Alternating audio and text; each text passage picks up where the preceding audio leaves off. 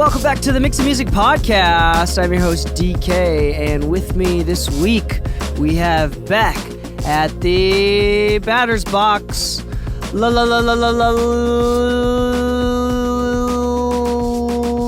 sound Lu. Yeah, What's that up, wasn't everybody? thought of. What's up, DK? That wasn't thought up on the spot, No. not at all. That was pre-planned. That wasn't totally scripted. Yeah, that live sound Lu. Welcome back, Lu. Yeah, thank you. Yes. So this episode, I think, is going to be fantastic. I think we have a lot to learn and a lot to share. And I want to talk about this episode from the perspective of growing your career, becoming better at your hobby, whatever. I think it fits for both worlds, as a hobbyist, an enthusiast, or for someone trying to build their career and trying to make music their full-time job. This episode is going to be relatable and relevant to both of those categories if you're one of those people. So I want to read a quote, and I want to start with this quote, and we're going to talk a little bit about it. So in general, we're going to talk about a little bit of quantity versus quality, and when and why each of those may matter during different parts of your artistic journey. This is a quote from James Clear. James Clear is the author of one of the best books that I totally recommend called Atomic Habits. Now, I think, Lu, you've even read, if not majority of Atomic Habits. We all know that's a fantastic book, and we totally recommend. James Clear, on his newsletter, so this is not in the book, but this is on his newsletter and email that you can sign up for. He said, quote, "Sometimes all you need for exceptional results is average effort repeated for an above average amount of time." One more time. Sometimes all you need for exceptional results is average effort repeated for an above average amount of time. I love that quote. And I think that this is what it makes the difference between someone that is successful and someone that is not within their journey, whether that is creative expression and the ability to express freely and more true to whatever they are feeling to themselves, or whether that is building a career. So one that is actually like scalable, trackable, if that makes sense. Being able to express freely is more something based on satisfaction. It's more arbitrary, but then you can also rate your career by income that you've made during that year, So this is, I think it works for both. Lu, what are your first thoughts when you heard that quote? What were some of your first thoughts? I think back of like the beginning of my career, really. And, for me, I really started taking seriously when I was like 19. I'm 32 now, so that's 13 years. Yeah. And, when I was 19, I remember going to high school with all these guys that could play guitar way better than I could. I remember going to school with people who could sing better than I could, even though I never wanted to be a singer. It's just one of those things where you notice people had just natural talent. And it's kind of a hard thing to tell yourself that you'll ever be able to measure up to it, because no matter how much you practice, like you can clearly tell that there's kind of a natural ability there that you're kind of up against. But as the years passed by, I started becoming like the go-to people, not just in my neighborhood, but, it started across state lines. People started knowing about my work and this and that. And it started to show like, hey, I may not have been the best at first. And there may have been people who could have, if they put in the same amount of effort, still potentially been better than me. But, I'm just an average dude that got above average results through trial and error throughout the time. And now I'm over here designing recording studios for TV networks, and, I'm doing front of house for festivals and everything. It's kind of an amazing difference throughout the years, but it wouldn't have happened without so much trial and error. I think it's interesting that I want to point out something that you brought up that I think is interesting. And this is not meant to be like a slight or anything. It's actually meant to be like really motivational for anybody listening right now.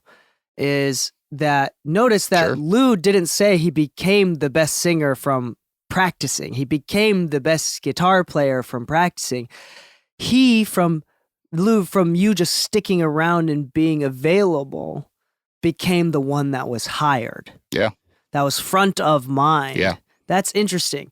So sometimes, I think many times people feel the need and the desire to be better and improve their skill. And I think skill is absolutely important. And Lou, you have gained, earned, built skills that very few other people have, right?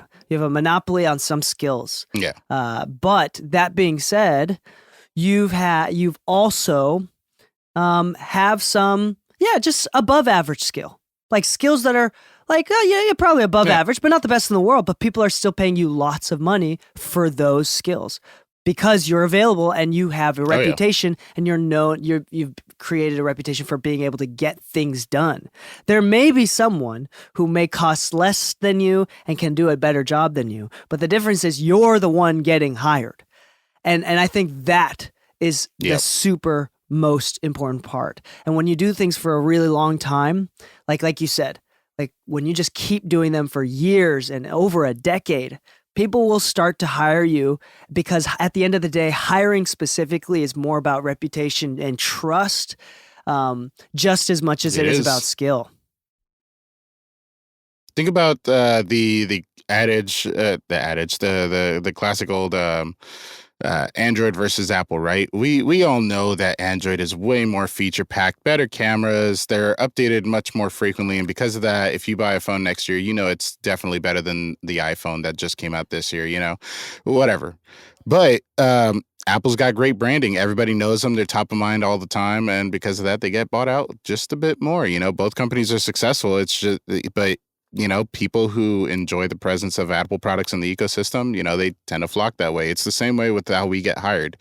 You know, if they like you, you're a good hang, you communicate well, and you do good work. It doesn't matter if you're the best person in the room. It doesn't matter if you're more advanced than the last option that they had on their table.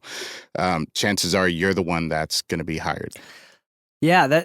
So let's go deeper into this. So going back to the quote, I think this is something that is actually really true that people forget about all the time. People get into music and they get frustrated even after only a few years, which is crazy to think about. I do not think most people really like music as much as they say they do. I think I'm dead serious. And most people... Yeah. No, I believe it. Yeah. Yeah, and I think almost everyone talks more than they're willing to put in. I mean, we have a perfect example, and this is not to downplay, I'm not talking shit, but this is a great example. We had a recent segment of the podcast that wanted to step out and no longer play the game after 19 episodes. They're not. I've taken them off the platform just for keeping it all the same, you know, putting it back to where it was originally. But it's really interesting. Yeah. Both these guys were super committed. Yeah, and even then, like with all of the benefits that I was able to give them, 19 episodes, and here we are, Lou. I think you've been on 140? Oh yeah, and we're at a total of 220, almost 230 episodes. I was gonna say, I know I'm definitely on more than half. You're more because than of half. The timeline. So I think it's like 150. Yeah. I think you're like on between 140 and 160 episodes because we only have about like 220, 230. I mean, that's crazy. Like, this is not... How do you think we've been able to sustain... Thinking back on it, like... How do you think we've been able to sustainably continue? Honestly speaking... So I think I've seen this in one other podcast, so I'll comment on the one other podcast. I noticed that like different hosts sometimes almost competitively spout information, one trying to be dominant over the other. I think the fact that we honestly work together and we both, even when working together, acknowledge that there is no need to compete, but rather there's friendly competition of like, yo, DK's moved to this point. I need to move to that point too. Oh, Lou's doing this over here. I need to move in that direction. I think there's a sense of like, yo, camaraderie in co-hosting versus like who is, who's the most important or whatever, who's trying to spout the most important information. Does that make sense? Yeah, no, I think you're talking about like surrounding yourself with good people. Sometimes there's competitiveness. Oh yeah, you're talking about... honestly speaking, because you see it all the time on like news, where like one host is trying to get the last word, and it's like doesn't really matter who gets the last word as long as you get the information out there and it's good content. Then who cares? Yeah, I think that I think that's part of it. yeah, that's definitely part of it. So surrounding yourself with the right people that are motivating you, I do think that that's very interesting as Hmm. well. I don't know any generalized stats or facts or anything about this, but I do think it is fairly difficult to find the right friends that do motivate you. I think it's partially personal responsibility, Yeah. like you're the type of person that gets motivated by other people's success. I think many people see other people's success, get jealous and want to bring them down, want to tear them down. That's a I personal still get flaw. that way sometimes. Yeah, and we got to keep that in Yeah, check. I'll say it like that. Like, yeah, honestly speaking, who doesn't get like that once in a while? And I'm not saying the tear down part, but it's like, God damn it, I've been working this long so hard. Like, I want that car. I want those speakers. I want that microphone. Like, it's like, yes, I hear you on all that hard work, but just so everybody knows, I didn't get my first plaque till 10 years in. And that sounds like a really fucking long time for some people, and that sounds like a short time for others. I'm just saying, don't measure your path by my path or anybody else's path. Tizio was engineering, I think, 4 years before he got his first big hit. I'm just saying, 4 years in, I think I closed down my first studio. Everybody's path is different, but yet we're all in the same circle with each other. So I'm just saying it doesn't really matter. That yeah, it really doesn't matter. I mean, there's a reason why like Gary Vee, for example, talks about that all the time. It's like don't compare your path to everybody else's path. A question that I get asked quite often is like, what would you have done when you were younger? And I was literally sitting on the toilet the other day thinking about that, and I was literally. This is so weird, and maybe it's just a moment of gratitude. Um, I could be a lot bigger, I could be a lot smaller, but at the end of the day, I think it's okay to not want to change anything. I think it's okay to realize like everything happens for a reason and your own path is for you. And as someone that has like had a glimpse of having it all and finding out that it wasn't for me. Mm-hmm. And then also living in Hawaii when you're at the finish line, getting to relax every single day, and cortisol levels are really low, very low in stress. That also wasn't for me, so I think, Yeah. It's like I need just enough tension in my life. yeah, just a little bit of stress, right? But anyway, let's go back. Another thing that James Clear from Atomic Habits, which again, totally recommend that you read. That's one of the biggest takeaways from this episode. You should read, first off, read books, but also read this book. This is a basic one that everybody should be reading. James Clear, I love this quote. He says, winners and losers have the same goal. Just because you have goals doesn't make you a winner. The difference between a winner and a loser is habits, your daily habits. For example, I think one of the reasons of the success of this podcast isn't because we do super high effort every single week. It's because we show up every single week.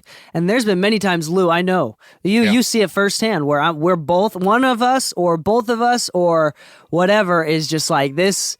This is some bullshit. Why are we doing this right now? And then we still get up and we still do it. Yeah. And I think that that's a very normal feeling to have. Why do you think that we keep going even though it does feel tedious and annoying to do?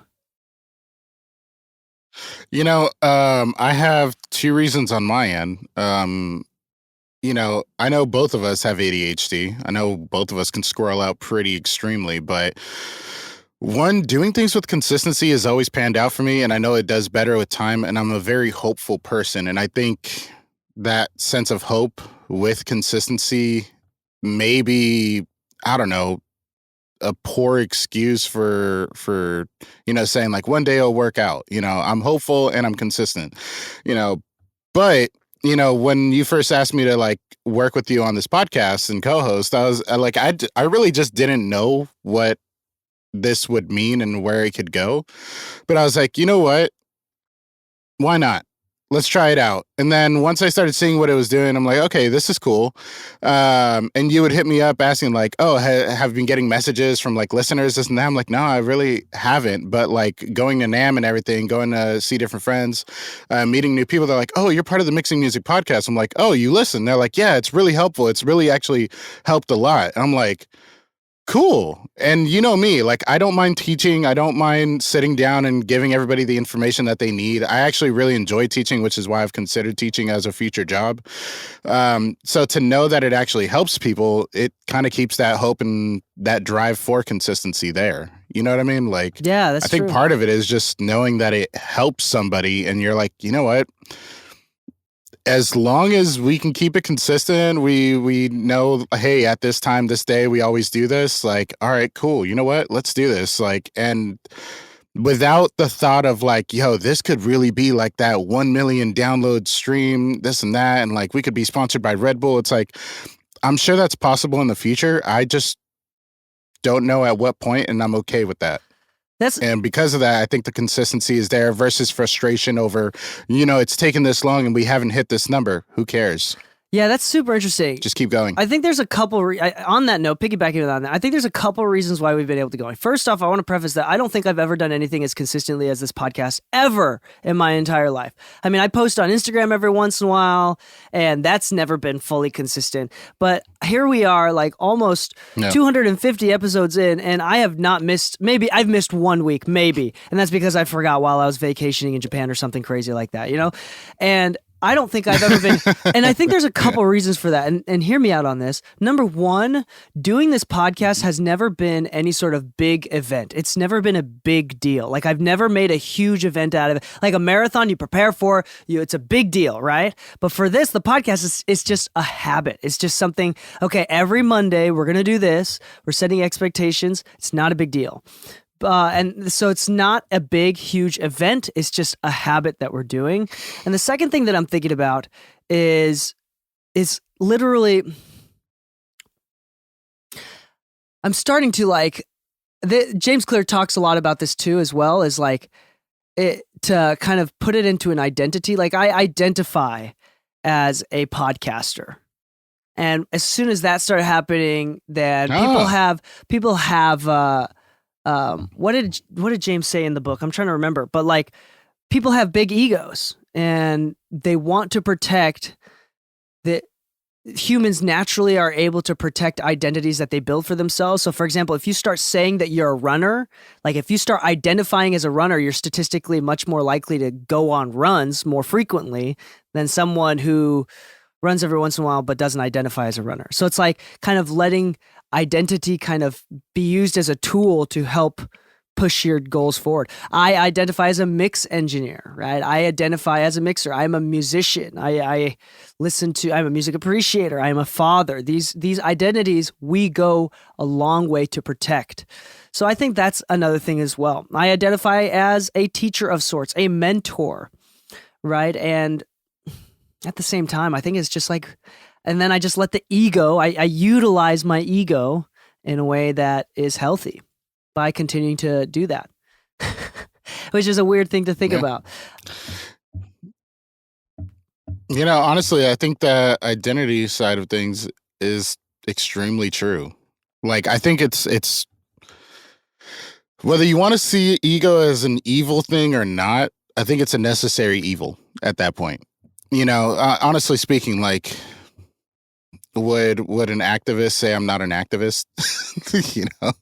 Like it's like, oh, are you socially active with the things going on in your town and everything? It's like, no, but I do go to protests. And it's like, that's very weird. Random thing for you to do if you're not an activist. That's very odd. But with that said, like if people tell me they're a recording engineer, I can instantly start thinking of them in that light. If they tell me they're a mixing engineer, I can think of them in that light. If, for instance, I tell people I'm a mastering engineer, and that's kind of been my niche work for a while. But a lot of people who know me from mixing still know that I mix. But people who don't know about that, they're like, oh, Lou only masters. It's like, not only, but yeah, definitely. If I don't know you very well and I haven't heard your work ethics and this and that, it's also kind of a protective boundary when meeting new people and kind of a expectation setter. If I'm only a mastering engineer, it's like, hey, hit me up for consultation on your final product. I work on music that is being taken seriously. If you're not in consideration of a mastering engineer, you don't know what a mastering engineer's job is necessarily, then it's potentially not a good fit for us to work together at this moment. I'm typically only taking these kind of projects right now. So they're not going to offer me recording sessions. They're not going to offer me mixing sessions. And that might sound counterintuitive, but if that's the path I want to take, then I need to identify myself as a mastering engineer so that others, when they ask me, what do I do for a living? Or what am I passionate about? That's what they see, and they set expectations for that. I still mix, like I said, for other people. I still get offered a lot of mixing gigs. In fact, I'm mixing 3 songs right now. But, I don't go to one of my studio design clients and say, oh yeah, I'm a recording engineer, because then they're like, oh, so you're not a studio designer. That's not what you do. It's like, no, I do studio design. Depending how you communicate about yourself and depending how you honestly believe about yourself, what your identity is, then great. And it's, it sounds like a jack of all trades on my end. But the funny thing is, I spent so much time studying up on everything that I do that I have a hard time claiming recording, mixing, or mastering engineer. I tend to tell people, oh, I'm a studio engineer. If it's studio related, that's the type of engineering I do. I do front of house, but I'm very selective who I do it for. Because front of house is also a very niche thing, and I don't want to do it for random people. But I'm very good at it.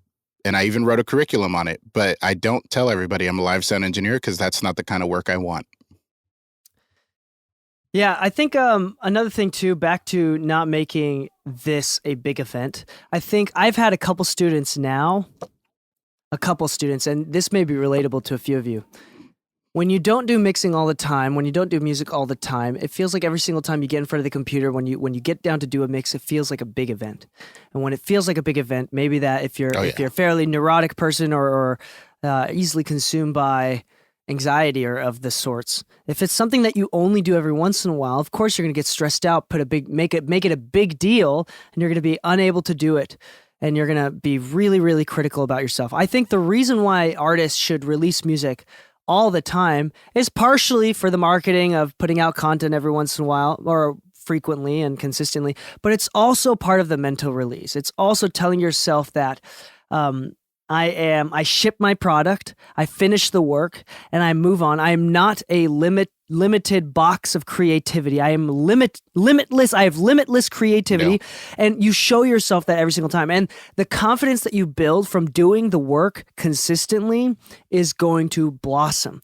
The 2 students that I'm talking about, there's a couple students that I'm talking about that once they get down to do work, they love mixing, they want to mix, but they do so little of it that by the time they get in front of it, they make such a big deal that they're unable to finish. They're unable to execute. And it's something that they want to do, but they just cannot get to do it.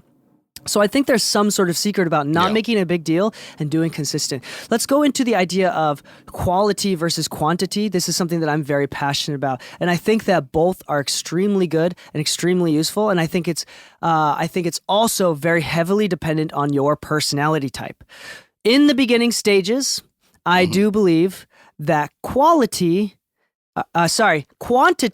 is more important than quality in the beginning stages. For example, if you're trying to be a YouTuber, you need to learn how to edit. You need to learn how to create stories. If you're trying to be a podcaster, you need to know how to speak. You need to know how to curate ideas and talk yourself through them. So I think that with quantity, you're able to build quality. Quality does not come by decision. It's usually something that comes with a fair amount of practice.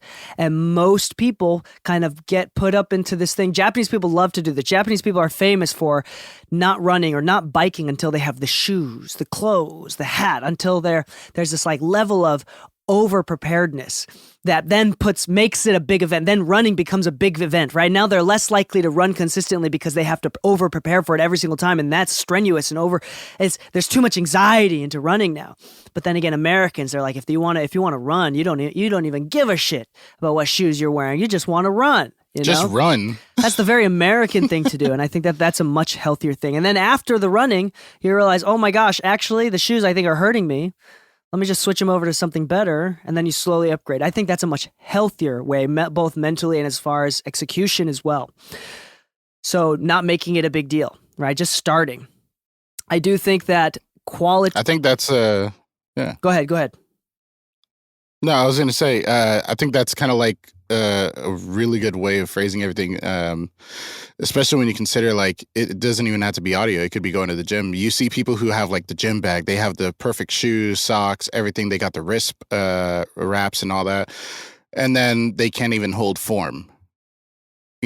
And they're dropping the weights, and you're like, "Whoa, guy! I'm over here in some basketball shorts, a tank top, and some Nike Air Force Ones that I didn't want to mess up, but they were the only shoes I had on."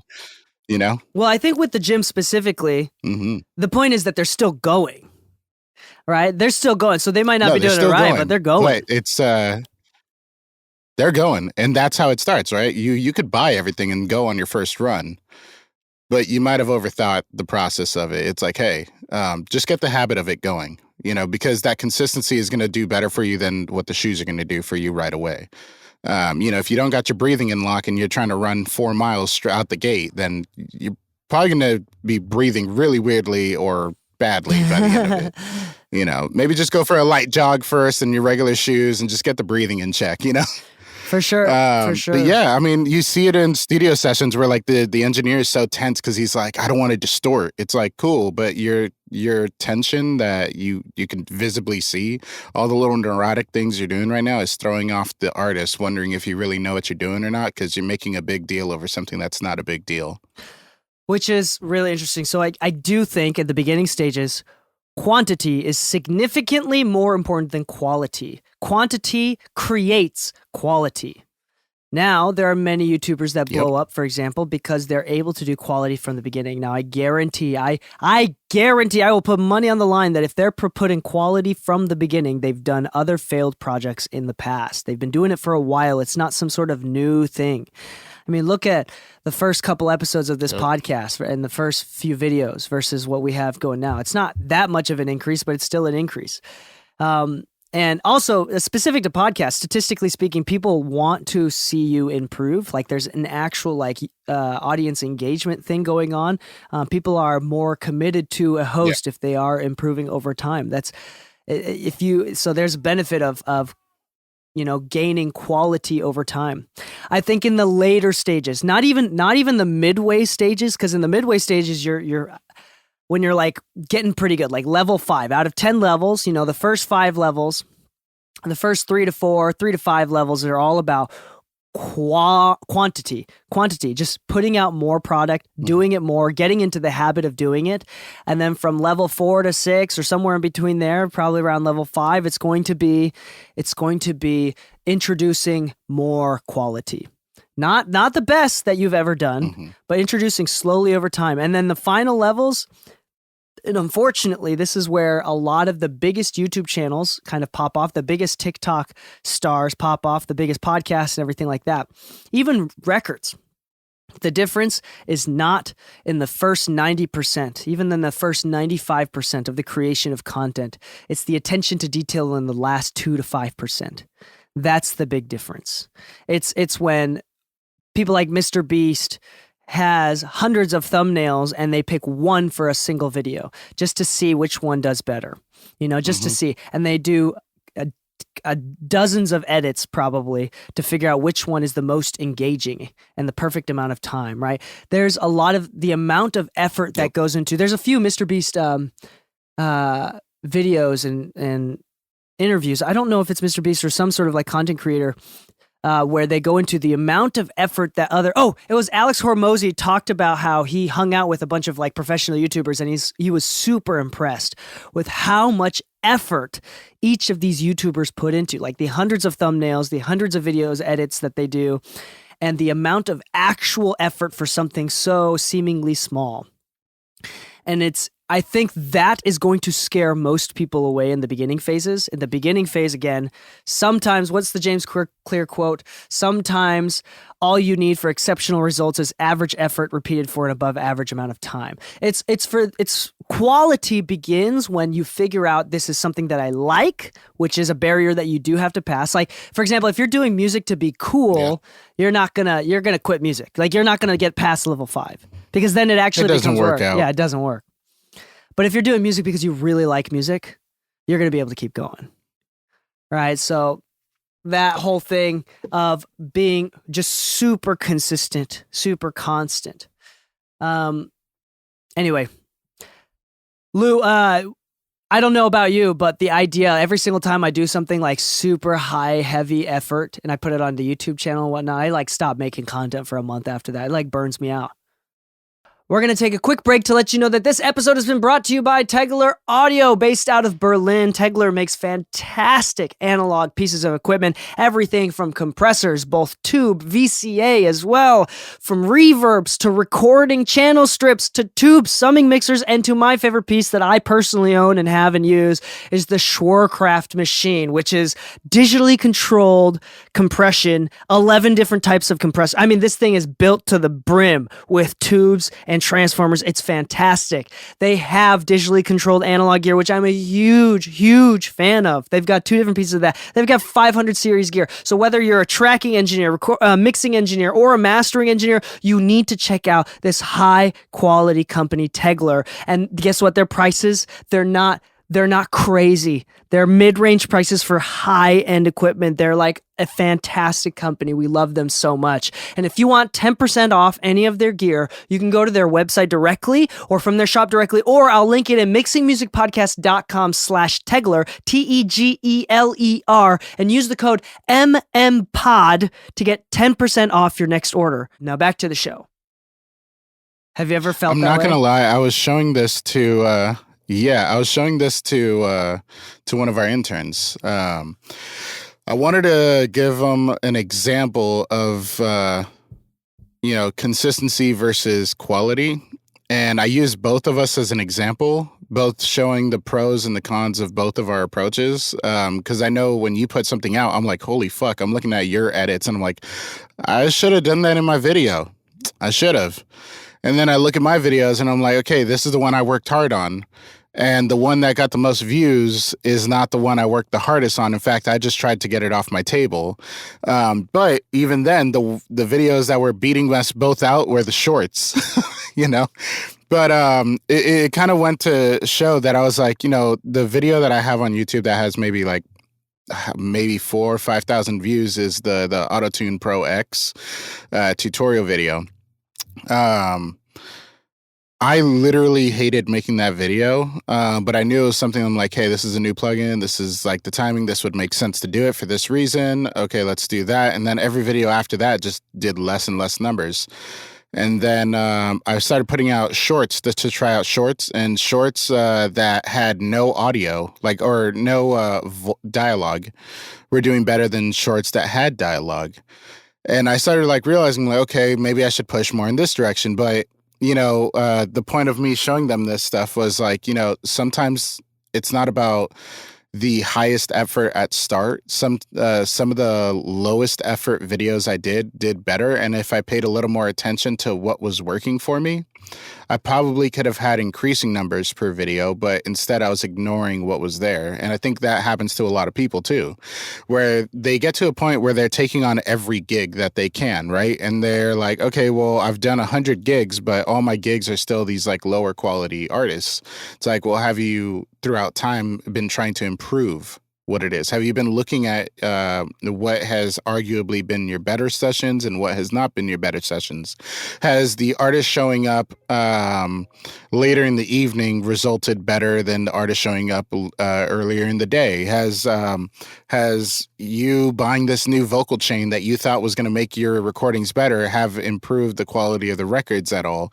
If you don't actually track what you're doing throughout this quantity stage, right, then there's a chance you might actually be shooting yourself in the foot anyways. You can't just do it a million times and expect it to be better. It may become easier, but you have to push yourself a little bit throughout the time, right? If you're trying to run and you run a mile every day and it's only ever a mile, then sure, you're going to get really good at that 1 mile. But if you don't ever try to push for that 2nd mile, 3rd mile, 4th mile, then, I'm not really seeing a lot of growth. I'm sure there's growth to be had, but I'm just not seeing it. Actually, this is a perfect crossover comparison here.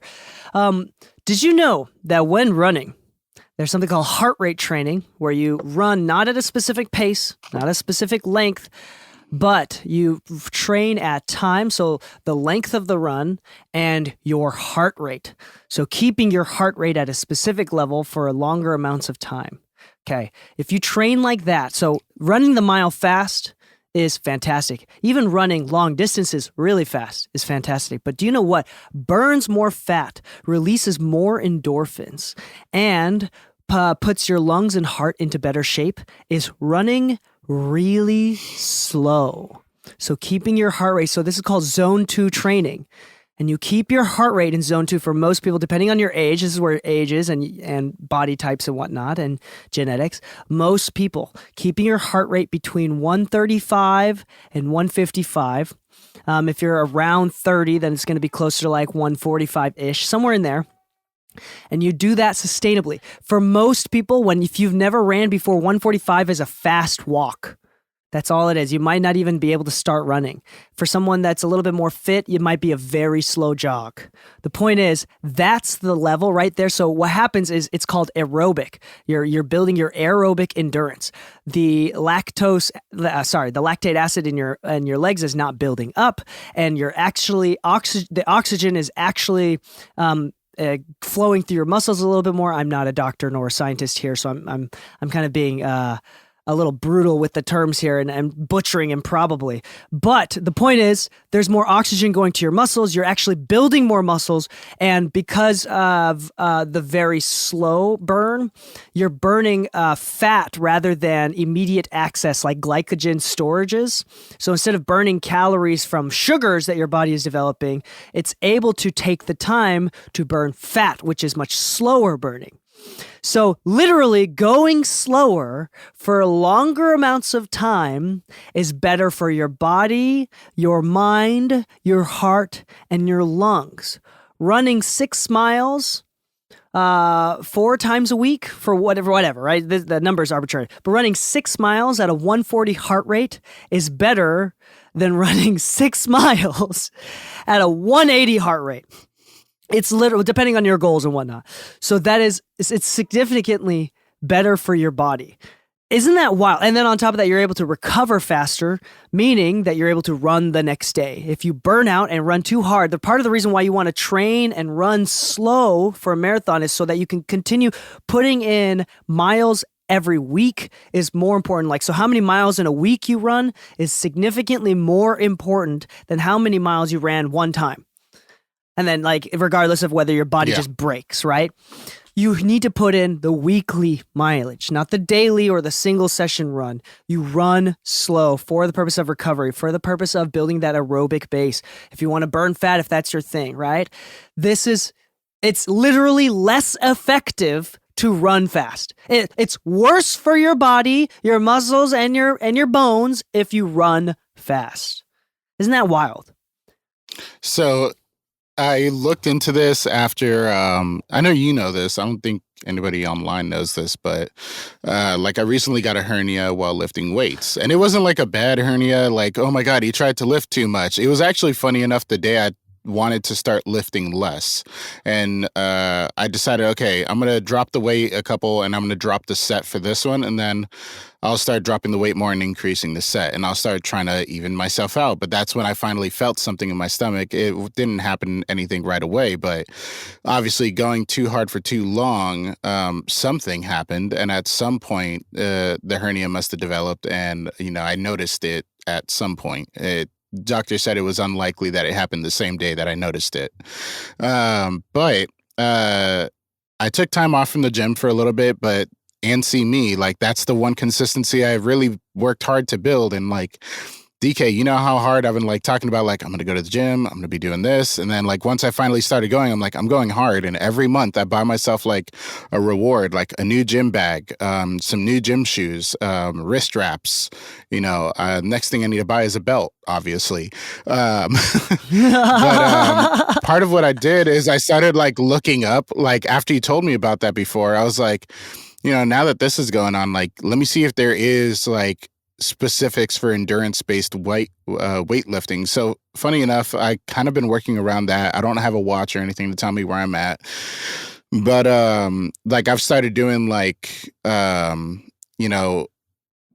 guess high quantity rep sets with lowered weights, and I'm still getting the same sweat I was getting as when I was lifting hard and doing lower quantity sets. I know some people who do like reverse pyramids and traditional pyramids. Reverse pyramids being that. Think about a pyramid that's upside down. You start with the smallest weight and then you increase to your heaviest weight, but with the lowest set.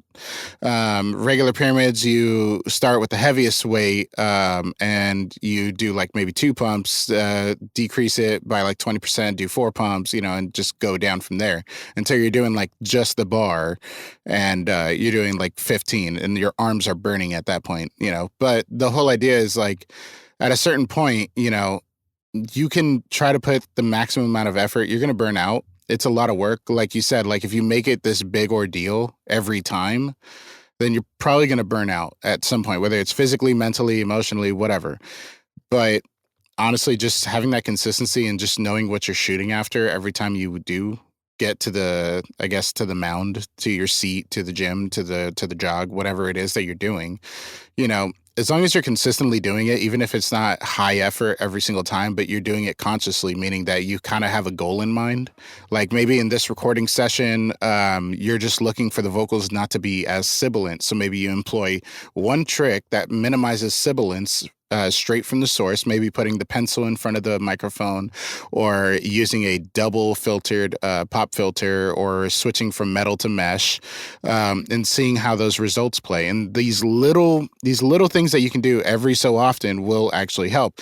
Maybe you haven't been using multi-band compression or dynamic EQs before in your mixes to help get space between the guitars and vocals. And maybe you try it on this one and see how it goes. And if you like it, you start employing it more later. But you don't have to do every new trick under the sun all at the same time in one mix. You could just try going one at a time and seeing if it's a difference that you like, because Dee Kei and I use different techniques, and yet we both have very happy customers that keep coming back. It doesn't mean that we both have the same techniques at all times. It just means that our approach is different, and our approach is equally just as, I don't know, what would you call that? Qualified? Yeah. It's more important. I like how you said that we have happy customers, not a good product. Like that's the point. Like I think Yeah. people are focused on, they want the best product ever, but I don't think it takes the best product ever to make happy customers. I mean, I don't know. I just got a note the other day. They're like, I want my drums less punchy, which is something I've never thought I'd ever have to say. That was one of the mix revisions I got. Literally, I never thought I'd have to say, I want less punchy drums. But yeah, if we can dial that back, I was like, great. But like in the context that they said it, I was like, oh, they really like it. And they almost feel bad asking for less because they really like the way it came out. But I totally get it. Like it's like I could want those punchy drums myself, but I want a happier customer is what I want. Yeah, for sure. So I think this is super important. And the reason why we talk about like working out and running and different things is because this is kind of the easiest thing to think about. The last thing that I want to talk about, and this is important. This is something that's been top of mind for me recently. And the part of the reason why I like running so much and why I think it relates so much to the success that we have, and it's a really easy metaphor to use, is that part of the reason why I run is because I'm building the confidence and I'm able to tell myself that I am the type of person that is able to do hard things. And if I know and have the confidence that I am the type of person that is able to do difficult shit for long periods of time, then the only difference between me and future very successful me is time. Does that make sense? I remove the need to build character. Well, I mean, I still need to build character, but I'm removing as much of the friction between future successful me and current me.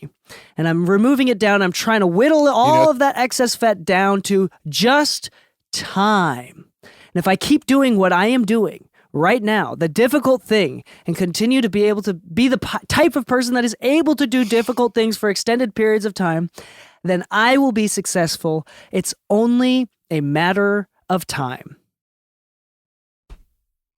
It's kind of funny to branch alongside of You said it not necessarily about building character, but yes, building character. It's also the character that people see, which is more along the lines of why I started going to the gym. I remember talking to Alec Rice about this, where I was like, um, I know that I know what I'm doing, but it's call this a self-hating bias, if that makes sense. But I think this is kind of an important one for me, which is like, when I see people who are fit, when I see people who can do these things that everybody just dreads doing and everything, and I see like, like dude's buff, dude is in shape. Look at that guy run. Like he is sweating his ass off, but he is completely in shape. I would hate to be in his shoes right now because I know I'm just going to be suffering the whole time. But I can take that person a lot more seriously because that person has put themselves through all of that work. You don't get a body like that without all the work that's attached to it. You can't be a good mixing engineer without all of the work that goes into becoming good, right? Um, if I want to be taken seriously, no matter what I do, health is something that people take seriously. They notice if you're overweight. They don't necessarily see it and be like, haha, you're overweight. No, that's not what I'm talking about. I'm just saying, like, if I were to talk to two people and one of them is in shape, they're well taken care of, they wear clean, pressed clothing and everything, and the next person's just slightly overweight, their shirt is wrinkly and everything, and they're both pitching for the same job that I'm offering, I'm gonna take the option of who took care of themselves a little better, even if they don't have as good of a resume. Reason being is this: the way you present yourself and the way you hold yourself accountable really shows in real life. Some people say, you know what? I'm going to be going to this meeting and I want to show myself as a presentable person. Some people just go to the meeting and say, you know what? I'm just going to wear whatever I've got on. Okay, hold on. First off, we need to be very clear. That's illegal. If you can't say that out loud during the meeting, that's illegal to do that. No. But I mean, the thing is that unfortunately there are biases that humans have that we see. And this is also something one of my friends is a therapist and we were talking over the weekend, and she said that many people that are overweight kind of get into this cyclical thing because they feel like they're seen as the type of person that is unable to control their impulses. Like that has a lack of self-control, which makes them gives them anxiety and kind of like becomes more of a reason why they have to continue the bad habits that put them in that situation. So it's very cyclical, and it's very difficult to get out of. Anyway, we do not hire based on 300 pounds. We do not hire and fire based on how you look, but it is an unfortunate. We are not Abercrombie and Fitch. Oh my gosh, we're not an entertainment company in that sense, but it is really, unfortunately there are biases that you can't pass around, and I think that most of these things as well. And the reason why I think health is a really easy, low-hanging fruit to talk about and use as a metaphor is because it's something that can be seen. It's something that can be seen from the outside. Yeah. And it's good or bad habits over a long period of time that is expressed physically in front of everybody over a long period of time. You don't get overweight overnight. It takes years. You don't get thin overnight. It takes years. I literally used to have a six-pack, played sports every day, went surfing, been snowboarding, used to skate every day. Then I got into engineering, and one thing is true. I got very serious about my career, but because of that, my health, my activities outside of the home and everything, I actually kind of took a backseat, and I got all the way to 300 pounds. It wasn't until I started, saying, you know what, I'm trying to get married and everything, but I can't in good conscience for myself. This is a personal thing, everybody's mindset is different, but my now to be wife, Anna, she stayed with me even when I hit 300 pounds, and I felt bad because I'm looking at her, I'm like, dude, you met me when I was 180 pounds. I gained 120 pounds. So I dropped a good 45 to 50 pounds before I decided to propose to her. And on my gym membership, I said, because I want to propose, the whole goal was to make sure that I held myself accountable for somebody else's, future. If I'm going to have kids, I need to be healthier. I need to do this. And my health played a big factor in that. Honestly speaking, everybody's reason for losing weight, gaining weight is very different, and everybody's view on it is very different. But at the end of the day, it's the one thing It's a good That metaphor. you can't It's just a say, good "Oh, it hit metaphor. me randomly like a bill." Yeah, it's Yeah, not. It doesn't it's matter not a whether or not random you're thing. you're It's shaped a or not. habit thing. Yeah. The point is we're talking about habits. Yeah. That's like the easiest Yeah. thing to, create a metaphor with habits and stuff. So going back to Yeah. like audio and music and whatnot, whether you're doing this as a hobby and trying to learn about yourself and to creatively express and feel deeper satisfaction and personal expression, or whether or not you're trying to build a music career, it is very obvious that it's more about consistency than it is about quality. And here's the thing. The best news about all of this, and I love talking about this sort of stuff, is because the reason why I love this topic and this kind of thinking is because it is a personal choice. The difference between the Lu that is like losing weight really fast versus the Lu that gained weight really fast, it's just choice. And isn't it amazing that the only thing holding you back is a personal decision? Isn't that amazing? Isn't it better than the reason why you're being held back is because of your religion, your age, your sex, your orientation, whatever? Yes, unfortunately, there are some things that are unfair, but more importantly, have you ever heard the phrase, power follows where the blame finger points? You can find power. Yep. So, for example, if you point at your own father, if you point at your own mother, if you point at these groups of people that practice bigotry towards you or whatever you identify as, it doesn't matter. That's where the power is. But if you figure it out and you're like, okay, I'm pointing myself, I need to be better. That's where the power is. Power follows the blame finger, right? So what you need to do is, the good news is you're able to change the direction of that finger, point it to yourself, improve, and make the decision, the hard decision, to be consistent and continually put in the effort. Average effort. We're not even talking about above average effort. Average effort. Yeah, repeated. just keep going. Yeah, exactly. Repeated over an above average amount of time. For specifically for social media and content creation, above average.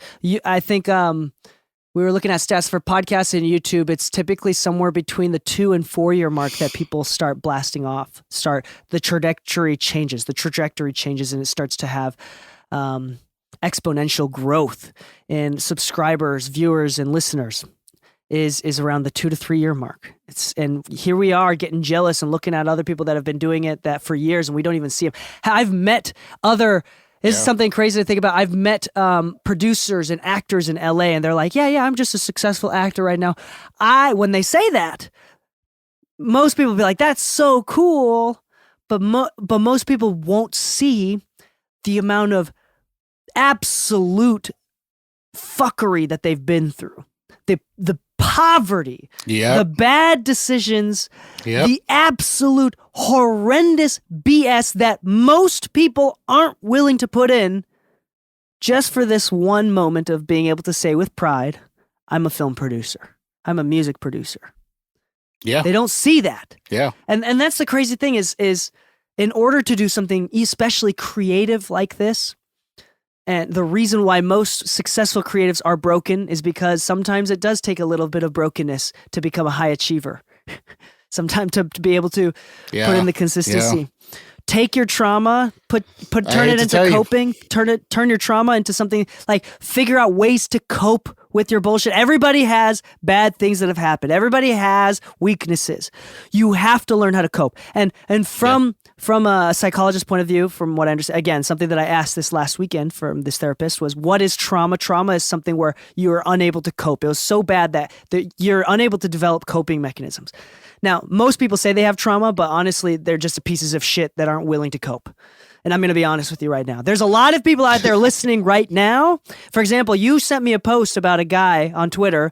He's like, when I was a kid, until I learned that I was ADHD, they called me underachieving, not hitting my full potential, unable to blah, blah, blah. And it's like, not smart enough. Whatever. And like had a list of things. And I was like, dude, you just sound like you were a piece of shit. Like, honestly, you need to learn how to cope. Like part of therapy is not how to get over, or like the point of getting over it is learning coping mechanisms. Everybody is out here coping. Part of the reason why I'm running a marathon and why you're going to the gym, we're coping. Not all of us had good dads that stuck around, We're coping. Life is coping. So try to figure out a way to cope and become sufficient, consistent, and put that energy, put that blame finger towards yourself and repoint that energy to yourself for self-improvement. Honestly, especially, this is something very psychological as a man. Men feel more depressed from a lack of control. They don't feel like they're in control of their life, right? This is very consistent studies within the psychological world. Men feel depressed when they feel out of control, when they don't feel like they have any control in their life. So slowly, piece by piece, the reason why making your bed works so well for men is because even if your life is totally chaotic and you feel everything's out of your control, at least you start your morning with something that you can control, which is making your bed, right? The reason why weightlifting works so well for men is because it's hard and it's something that I can choose to do. And you get up every single day and you're like, this is something that I chose to do the hard thing today. That's something that relieves a lot of depression. Here it is. You need to learn how to cope. Yeah. You need to become, the good thing is it's a decision. How much, and here's the thing, because I don't know any of the listeners personally, so I'm able to say this sort of general blanket statement. If I was talking to someone one-on-one, this would be more difficult to say, but here's the thing. Your weight issue is a personal decision. Your inconsistency is a personal decision. Your grooming is a personal decision. Take showers, young man or woman. You know, your inability to shave, trim your eyebrows, goddammit. Like, if you're a man and you can't have a girlfriend, fucking start trimming your eyebrows. That at the very least, wear deodorant if you stink, like whatever it is. Cope. As you get older, trim your nostril. Yeah, there you go. Trim your ears. Yeah. But for real, the point is, it doesn't matter. It doesn't matter, whatever it is. If you stop biting your nails, stop picking your nose and eating your boogers, it doesn't matter. We all have bad habits. We all have skeletons in the closet. Especially as a man, and for women too, but especially as a man, you need to slowly take those closets out those skeletons out one at a time and get rid of them in a rate that is you can't do it all at once. Most people can't handle that. You can't just go cold turkey and quit smoking or whatever. For a lot of people, some people can. But start small. If you find yourself in a cyclical in a cycle where you're unable to cope and unable to get out of it, and you may need professional help. It's okay. It's manly to know when to ask for help. It's manly to ask for help. I really believe that back in the day, heroes were teams of people. It was armies. Now media has created it into solo individuals, but honestly, it's okay. It's manly to be famous with your team, to build a team. It is very manly to do so. Get some help, whatever it is. This is turning into a mental health episode, which I think is very, very important. But quality over quantity. Quantity is always more important than quality. And most people will never get to the point where they should start focusing on quantity. So don't worry about that. Don't worry about that.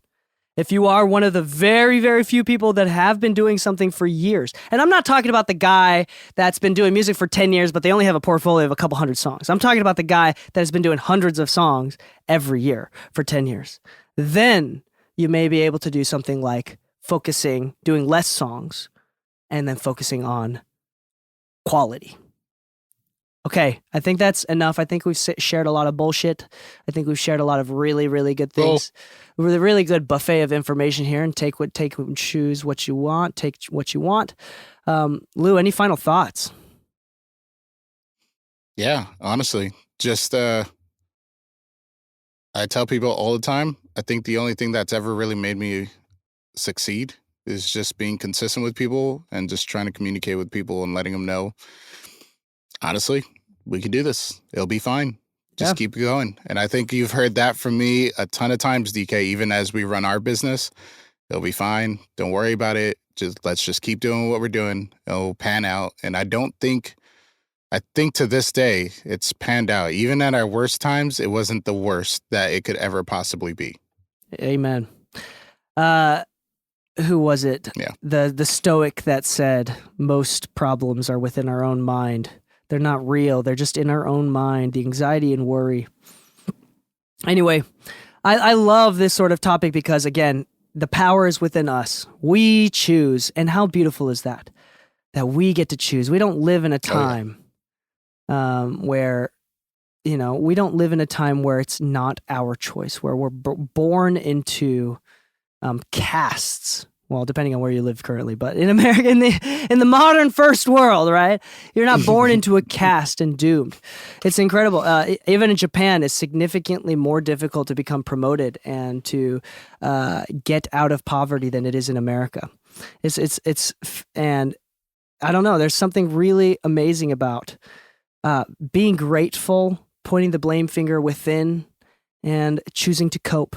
And it's not easy. It's not easy at all. And anybody that has done that in the slightest bit, if you've been trying to go sober and you've been sober for 3 days, that is something that you should celebrate. Honestly, small wins. Oh, yeah. Small wins. Don't coddle yourself. Coddling is bad, but recognize that it is hard. And that you are identify as someone that can do hard things, because you can. Everybody's got it in you. I really believe that. I really, really believe that. Yeah. I mean, I'm looking at my son from day to day. If anybody's got an excuse, he does. He's just a young kid, but he's got Down syndrome, man. And this kid, he doesn't even recognize that. Dude, he's just so inspirational to watch. He just works hard during therapy. He's just enjoying it. He's just laughing, having fun. We'll see. I think I'm going to learn more from him, more wisdom from him over the years as he grows, especially as a teenager. But everybody has the power within to grow and strong. And more importantly, I really do believe the purpose of this life, regardless of what religion you are, it's not just to get into heaven and have happiness afterwards. The purpose of this life is to have happiness now. And I think all religions, all thoughts and philosophies can agree with that. We are meant to be happy now. We're meant to make the most of what we have now while we are alive. There are times when we have to sacrifice, but at the same time, those sacrifices are meant to bring happiness. It's not sacrifice for naught. It is sacrifice for current and postponed happiness. And I really believe that. I really believe we all have the potential to be happy. So on that note, I really wish all of y'all the best year, the best day, whatever arbitrary length of time. But I wish y'all the best lives. And I really want y'all to be happy. I really want y'all to be successful on your own terms. Everybody dies, according to Lewis Cole. He says everybody at the end of the day, everybody dies on their own piece of land called their own terms, on a piece of land called their own terms. Live and die on your own terms. Okay.